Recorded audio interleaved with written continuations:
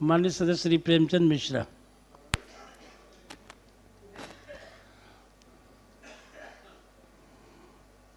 माननीय सभापति महोदय, यह बिहार विधान परिषद राज्य सरकार से अभिस्ताव करती है कि वह मधुबनी जिला के ऐतिहासिक सौराठ सभागाछी को पर्यटक केंद्र के रूप में विकसित करेगी। महोदय, सौराठ सभागाछी का एक बहुत ही पौराणिक और प्रतिष्ठित इतिहास है और मैं समझता हूँ विश्व में ऐसी कोई उदाहरण नहीं है जहां इस तरह का आयोजन होता हो सदियों सदियों से, जहां वर पक्ष के लोग जमा होते हैं और कन्या पक्ष के भी लोग आते हैं और आपस में बातचीत करके जो हमारा मैथिल ब्राह्मणों का एक वहां पद्धति चली आ रही है, इसको लेकर कई पौराणिक कथाएं भी हैं। वहां सैकड़ों एकड़ में भूखंड है, आजकल उस पर अतिक्रमण भी हो रहा है, कई वहां संस्थाओं का गठन भी हुआ है, स्वास्थ्य केंद्र वगैरह की भी बनाने की बात हुई थी लेकिन काम नहीं चला। पर्यटक केंद्र के बन जाने से उस महत्वपूर्ण जो उसकी ऐतिहासिक पृष्ठभूमि है उसके संरक्षण को एक बल मिलेगा। हमारे यहाँ एक सिस्टम है जिसको इधर मगध में तो सगाई बोलते हैं, वहाँ उसको सिद्धांत बोलते हैं। जो पंजीकार होते हैं, उन पंजीकारों के पास इस विश्व में जहाँ जहाँ मैथिल ब्राह्मण लोग हैं उनके 7 पुस्तों की पूरी सूची होती है और उसको मिलान करके विवाह तय होता रहा है। ये हमारी पद्धति आज भी है। स्थिति ये आ गई है कि पंजीकारों की संख्या घट के अब 6-7 बची है और उनके जो उत्तराधिकारी होने चाहिए वो इस विद्या में या इस क्षेत्र में कैरियर न बना के कहीं दूसरे दिशा में रोजी रोजगार में लग गए हैं। कल को अगर वो संरक्षण नहीं मिला उस सिस्टम को तो क्या होगा? अगर ये पंजीकार नहीं रहे तो हमारे विवाह पद्धति फिर वो सिद्धांत कैसे होगा? कैसे पता चलेगा किस खानदान का कौन है? कहीं समगोत्रीय विवाह न होने लगे, कई प्रकार की गंभीर समस्याएं हो जाएंगी। वहाँ कई धार्मिक स्थल भी हैं, वो भी जीर्ण शीर्ण अवस्था में होता जा रहा है।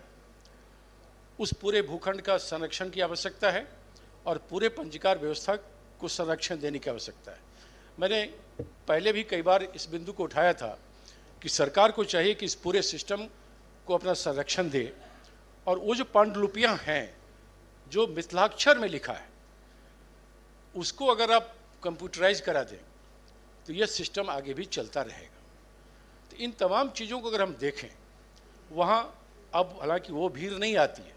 एक ज़माना था जब वहाँ हजारों लोग जुटते थे और विवाह तय होता था। ये मैं मानता हूँ कि वो संख्या सीमित हो गई है, लेकिन वो हमारी संस्कृति है और वो हमारी पद्धति है जिसको जीवित रखना और उसे अक्षुण्ण रखना आवश्यक है। तो ये बिना सरकारी संरक्षण के संभव नहीं है। उतने बड़े भूखंड में एक चार दीवारी हो जाए और उसे पर्यटक केंद्र के रूप में अगर हम डेवलप करते हैं तो वो आगे भी चलता रहेगा और लोगों को भी समझने में पता चलेगा कि हमारी ऐतिहासिक पृष्ठभूमि ये रही है, पौराणिक पृष्ठभूमि है, हमारा ये इतिहास रहा है। तो आने वाली पीढ़ियां भी उन चीज़ों को समझ सकेंगी।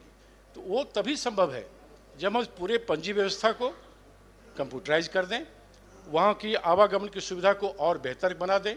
वहाँ लोगों के ठहरने के लिए इंतजाम किया गया था पहले, वो जीर्ण शीर्ण अवस्था में आ गया है। अस्पताल, एक स्वास्थ्य केंद्र खुल जाए वहाँ, और भी कई ऐसी चीज़ें जो पर्यटन से जुड़ा है। तो मेरा मानना है कि वो एक बड़ा अच्छा पर्यटक केंद्र मिथिला के लिए होगा और उससे क्या होगा कि वो सरकार को भी इससे राजनीतिक भी लाभ होंगे, उस इलाके के लोगों को भी तो आर्थिक सामाजिक लाभ होगा ही होगा। इसलिए मैं चाहता हूं कि सरकार इस दिशा में गंभीरतापूर्वक इस अभिस्ताव पर सोचे और इस पर निर्णय ले कि सौराठ सभा को वो एक पर्यटक केंद्र के रूप में विकसित करें। अपनी संभावना फिर से नहीं तलाश रहे हैं माननीय मंत्री।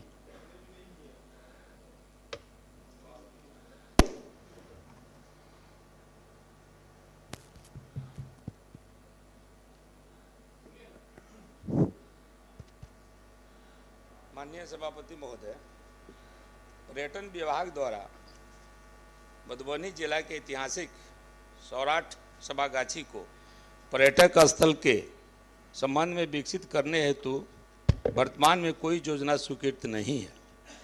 इस संबंध में जिला पदाधिकारी मधुबनी से विभागीय पत्रांक 492 दिनांक 5/3/2021 द्वारा प्रतिवेदन मांगा गया एवं पत्रांक 1208 दिनांक 26/7/2021 द्वारा स्मारित किया गया है, जो अब तक अप्राप्त है। वर्णित स्थल पर पर्यटन रोड मैप में सूचीबद्ध है। पर्यटकों की संख्या और निधि की उपलब्धता एवं विकास की प्राथमिकता के आधार पर पर्यटक स्थलों के विकास हेतु योजनाओं का चयन किया जाता है। अतः माननीय सदस्य से अनुरोध है कि संकल्प को वापस लिया जाए। महोदय, जैसा कि मैंने बताया कि इसका बड़ा ही ऐतिहासिक पौराणिक महत्व है।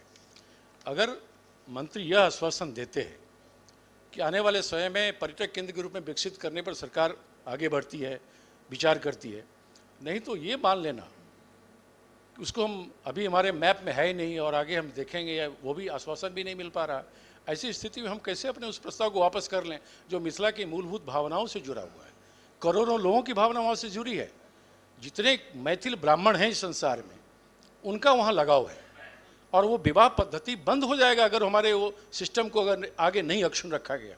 वो जो हमारा पांडुलिपि में लिखा हुआ, ताम्रपत्र में लिखा हुआ चीज़ें हैं जिससे हम 7 खानदान को पता करते हैं कि वर पक्ष का क्या है, कन्या पक्ष का क्या है, तो ये एक बड़ा गंभीर प्रश्न है।